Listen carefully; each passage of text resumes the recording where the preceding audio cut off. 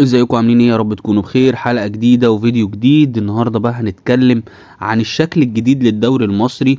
طبعا كلنا اكيد شايفين وعارفين العبث اللي بيحصل في الدوري المصري، فكان لازم يبقى فيه وقفة ولازم يبقى فيه موسم استثنائي، شكل جديد للدوري المصري حتى لو لموسم واحد، عشان نقدر ان احنا نظبط الدنيا شوية ونبقى زي الدنيا بقى كلها، يعني نلعب بالطريقة اللي الدنيا كلها بتلعب بيها. بنبتدي الدوري مثلا في نص 8 وبنخلصه في 5 زي البني ادمين كلها. احنا الدوري الوحيد اللي بيبدأ مش عارف في 12 و11 و9 ويخلص في 9 و10 و11 اللي بعديه، يعني ما فيش حد بيعمل كده في الدنيا. فكان لازم من وجود شكل جديد للدوري، فهو ده اللي هنتكلم عنه النهارده. فيلا عشان ما اطولش عليك بقى نخش على الحلقه على طول ونتكلم براحتنا. بس قبل ما نخش على الحلقه ما تنساش تدعمنا بالشير واللايك والسبسكرايب للقناه، فعل زر الجرس عشان يوصلك كل جديد، ويلا بينا.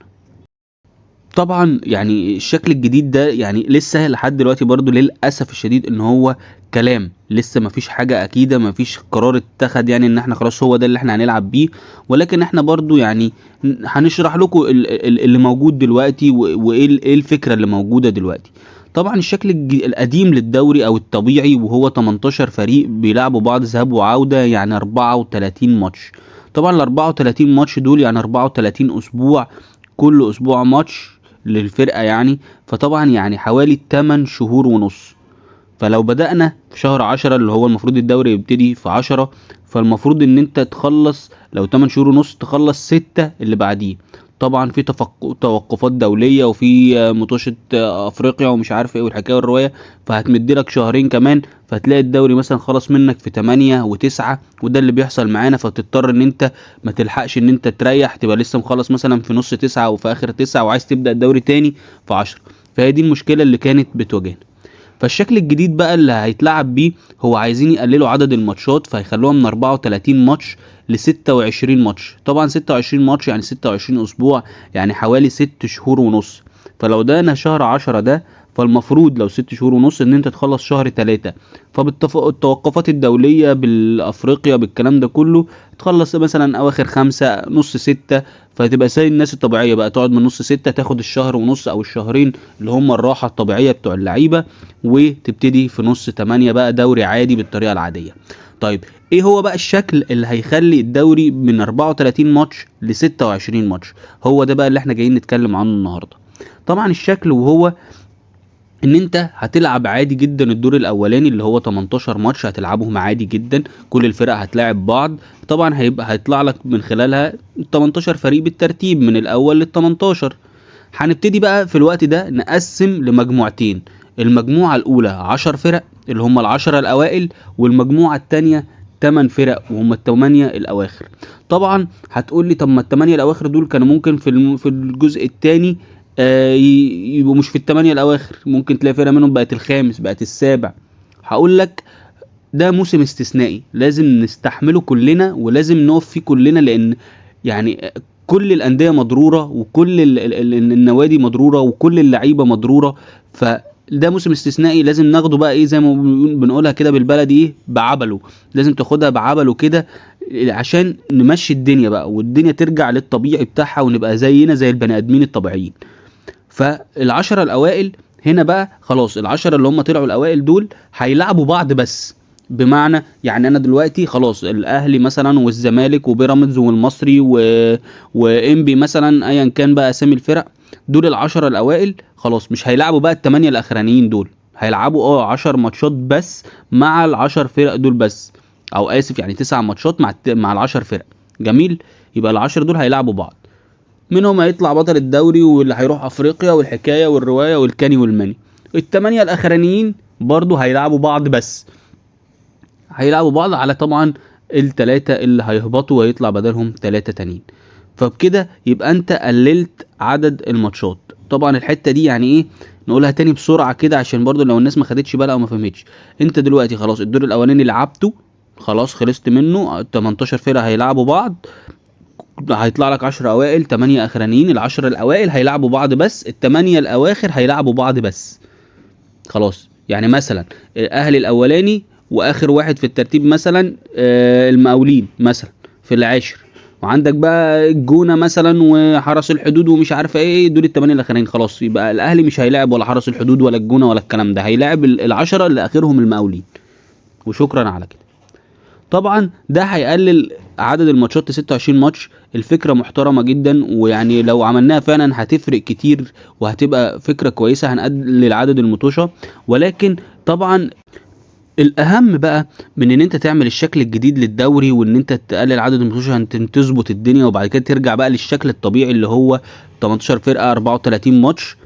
الاهم من كل ده ان انت لما تيجي ترجع بقى للشكل الطبيعي، مفيش حاجه بقى اسمها الاهلي بيلعب في افريقيا فهيلعب السبت يريح للسبت اللي بعديه. يعني ما تقنعنيش ان الاهلي بدوري ابطال افريقيا بالدوري المصري اصعب من مانشستر سيتي اللي بيلعب في الدوري الانجليزي وبيلعب 4 بطولات. يعني ما تقنعنيش. وزودوا عدد الماتشات بتاعتهم في الشامبيونز ليج. فاللي هو يعني انت ما تحاولش ان انت تقنعني. مفيش حاجه اسمها انا العب السبت واريح اسبوع والعب السبت اللي بعديه. الدنيا كلها تلعب سبت تلعب تلات. هتلعب في افريقيا السبت يبقى العب ماتش في الدوري يوم التلات. هتقول لي اصل السفر ومش عارف، مفيش حاجه. يسافروا التلات بالليل يلعبوا زي البني ادمين بقى، مع احترامي بقى الاهلاويه والزملكاويه وكل طبعا الانديه الجماهيريه الكبيره جدا في مصر طبعا. ولكن مفيش حاجه اسمها العب الساعه 9 بالليل. العب الساعه 5، تخلص الماتش الساعه 7 ولا 8 بدنيتك بحاجتك، لم شبابك ورجالتك وسافر يا معلم. سافر التلات بالليل، توصل بالليل عندك 4 5 جمعة 3 ايام تعمل فيهم استعداداتك والريكفري بتاعك وزي الفل باشا معلم. تلعب الماتش يوم السبت، ترجع السبت بالليل، ارجع لحد الصبح عشان عندك ماتش يوم التلات. انما مفيش حاجة اسمها انا هلعب السبت واقعد اسبوع مريح عشان هلعب السبت اللي بعديه او الحد اللي بعديه او الجمعة اللي بعديها. يعني ده يعني عبث كبير بصراحه. مفيش حاجه اسمها كده.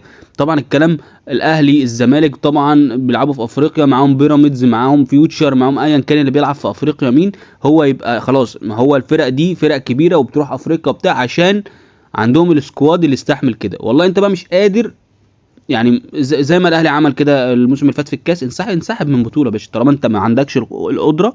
انسحب من بطوله. انما مفيش حاجه اسمها انا العب كل اسبوع ماتش دي. يعني بنشوف الفرق العالميه طبعا بقى، ريال مدريد مانشستر سيتي، الفرق الكبيره دي اللي المفروض الاهلي والزمالك وبيراميدز والانديه اللي في مصر دي المفروض ان احنا بقى بنتكلم على نفس المستوى بس في افريقيا. فيعني الناس دي مش احسن مننا في حاجه ولا احنا احسن منهم في حاجه. الناس دي بتلعب دلوقتي كمان كل يومين، مش كل بقى، يعني بيلعبوا سبت واثنين وخميس دلوقتي. يعني بنشوف 3 ماتشات في الاسبوع و4 ماتشات خلال 10 ايام. انت فاهمين؟ انا ما بطلبش طبعا كده لان ده كتير جدا وحرام طبعا على اللعيبه وبيسبب اصابات كتير وبتاع، بس ده ما يمنعش انت تلعب بقى ماتشين في الاسبوع. يعني ده طبيعي جدا ويعني ادمي جدا. ماتشين في الاسبوع ده حاجه يعني منتهى البساطه. ما بطلبش منك ان انت تلعب بالاربعه وبالخمسه زي بره، لان بصراحه برضو خلينا يعني عايزين نعمل حلقه اصلا عن الموضوع ده. حوار ان انت تلعب 4 ماتشات في الاسبوع و5 ماتشات في 15 يوم مثلا وبتاع كتير جدا. انما انا بتكلم في الطبيعي والمنطقي ان انت تلعب ماتشين في الاسبوع. ده حاجه طبيعيه. هو ده اللي هيخلي الدوري المصري يرجع يعني لشكله الطبيعي، وهيدي منافسه اكبر. هيدي منافسه اكبر وحيويه للدوري المصري اكبر، ونشوف الفرق بشكل افضل، استعدادات افضل، كل حاجه ان شاء الله تكون افضل. ده كده كان الشكل الجديد للدوري المصري، وده اللي ان شاء الله يعني يعتمد، لانه لو اعتمد بصراحه يبقى يعني شيء جميل وشيء منطقي جدا. وموسم استثنائي كلنا بقى لازم فيه نقف مع بعض ونتكاتف فيه عشان الدوري المصري يرجع لشكله بتاع زمان الجميل، اللي كنا بنقعد نستنى الماتش بتاع الاهلي او الزمالك او ايا كان الفرقه. كنا بنقعد نستنى الماتشات كده. كنا ساعات بتقعد، يعني طبعا مع احترامي لكل الانديه، تقعد تتفرج على ماتش مثلا بلديه المحله مع الاتحاد، مش عارفه المقاولين مع تليفونات بني سويف، فاهم؟ كنا بنقعد نتفرج على الماتشات دي والله زمان. انما دلوقتي يعني بنتفرج على ماتشات الاهلي مع اي فرقه والزمالك مع اي فرقه، يعني بتضلين. فعشان يرجع للدوري المصري هيبته لازم ان احنا نستحمل كلنا الموسم الاستثنائي ده. ده كان رأيي، مستني طبعا رأيك في الكومنتات. بشكركم جدا لو متابعين معايا لحد دلوقتي، يا رب تكون الحلقة عجبتكم. ما تنسوش تدعمونا بالشير واللايك والسبسكرايب للقناة، فعلوا زر الجرس عشان يوصلكم كل جديد، وبشكركم جدا وسلام.